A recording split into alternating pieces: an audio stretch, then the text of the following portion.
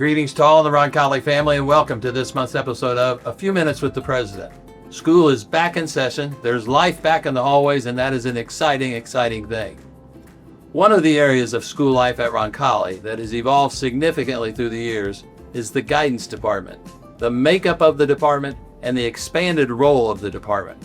I'm delighted to be joined this month by Lisa Beckwith, director of our guidance department.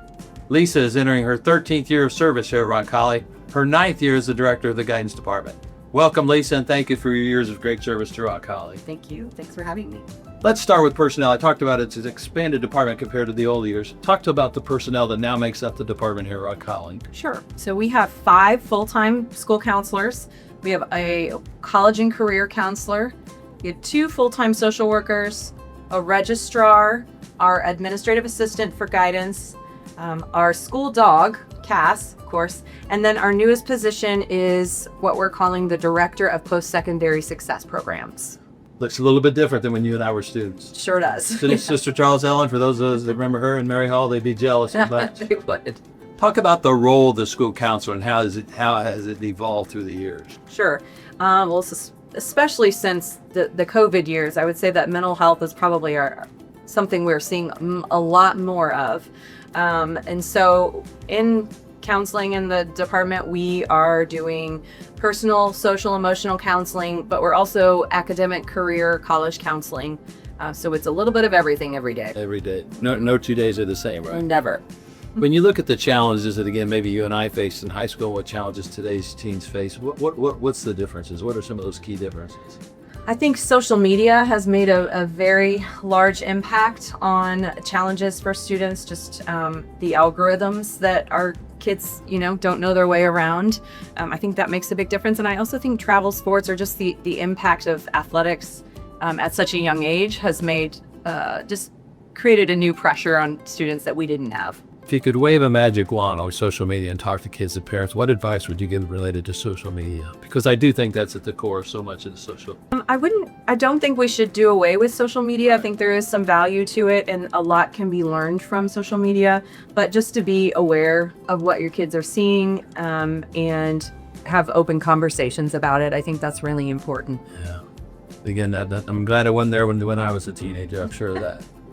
You touched briefly on social emotional issues. Obviously, it's always been an issue, but it's certainly been more pronounced since COVID.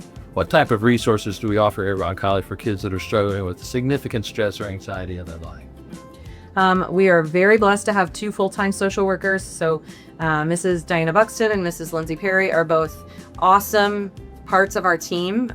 So they're the biggest resource we have.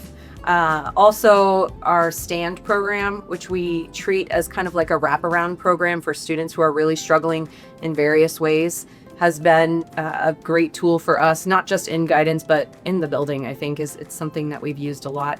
And then Cass. Yeah. Cass is... Talk to us a little. Who is Cass? What's Cass's role? Cass is our school dog, and he was trained through the Indiana Canine Assistance Network. He is a full-time dog, so he's here every day with us. He hangs out here in guidance, but joins the Life Academy for 1 period a day, and then has other duties around the halls, sure. If you will, which mostly include looking for treats and seeking pets and things like that. So. Has he found out who has the best treats? Oh, he absolutely has, yes. And who might the students and the teachers know who they are. How do the kids respond to Cass? They love him. Yeah. They love him. It's an automatic smile. I think it always surprises people to see a dog in the hallways. So it's when they see them, it's just like an automatic, there's a dog here, even though they know him. If you had the opportunity just to give students just one piece of wisdom, one piece of advice heading into high school, what might that be? Something that's really been resonating with me lately is just that our lives are not a social media post. So remember that no one's life is perfect. Like as much as you see those perfect pictures and people go on awesome vacations and things like that, they didn't post all the things that didn't go well. So just remember that life isn't perfect and the living happens when things are going wrong, and we learn a lot more from failure than we do from successes. Yeah. The whole true scholar say it's never as good as it seems and never as bad as it seems. Somewhere in the middle lies reality. Yeah.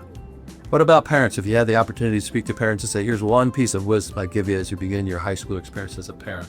That's a good question. I think I would say let your kid fail. Give them some room to drive the ship on their own and step back. That doesn't mean you can't communicate with teachers or the counselors, but your kids don't have to know about it. Just let them drive the ship and make mistakes and learn from them. I know that always strikes parents as harsh, but if we all were truly honest and reflected back on our own lives, I think we would all be able to cite times where we fell short and what we learned from that. Not easy to do, but No. it's certainly important for a young child. Especially when you know how to fix it. I can say, having a child in high school too, there are a lot of times I can fix it if I wanted to, but I have to make myself take a step back. You've got a wonderful lens. You've got the lens of the school counselor and you got the lens of a parent. I don't know if it's wonderful, but it is a lens. Good. Last question. What if there was one thing you'd want our parents and our families to know about our guidance department at Roncalli, what would that be? We're here for you. We want you to reach out to us. We want to be used. So I would say, there are, for anything, if your kid is sick for a couple of days and they get overwhelmed with homework or makeup work, tell your counselor, because we can help create a schedule with your kid or just talk through what they need. And not everybody needs the same thing. So just having a quick conversation can really be helpful for a student.